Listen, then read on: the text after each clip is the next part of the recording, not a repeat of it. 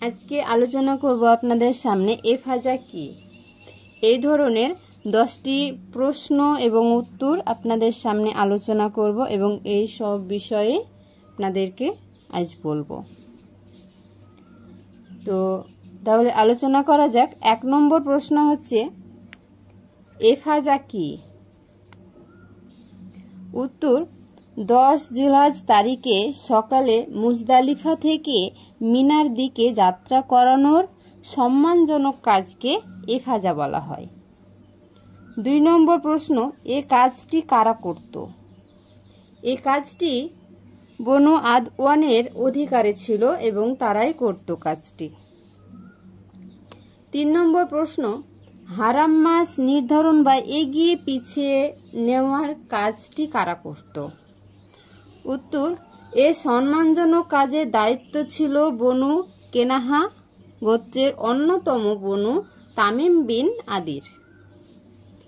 4 নম্বর প্রশ্ন, মক্কার উপর বনু খজুয়া গোত্রের আধিপত্য কতদিন প্রতিষ্ঠিত ছিল? উত্তর, প্রায় 300 বছর। 5 নম্বর প্রশ্ন, খজুয়া গোত্রের উপর মক্কার অভিভাবকত্ব কারা গ্রহণ করেন? উত্তর, কুসাই। 6 নম্বর প্রশ্ন, কুসাই কাকে বিবাহ করেন?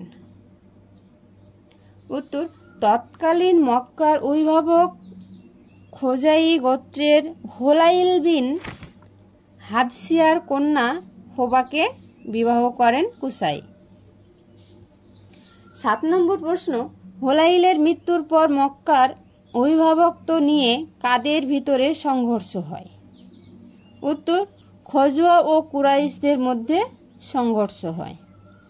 8 নম্বর প্রশ্ন, খজুয়া গোত্রের জয়ের প্রধান ভূমিকা পালন কে করেছিলেন? উত্তর, কুসাই বিন ক্লাব প্রধান ভূমিকা পালন করেছিলেন।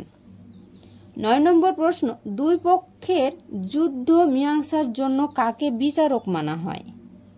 উত্তর, বনু বকর গোত্রের ইয়ামার বিন আফ। 10 নম্বর প্রশ্ন, ইয়ামার বিন আফ কি রায় দেন? উত্তর, খানায়ে কাবার অভিভাবকত্ব সম্পূর্ণভাবে কুসাইয়ের হাতে সমর্পিত হবে। আজ এই পর্যন্ত, আবার পরের ভিডিওতে আলোচনা করব।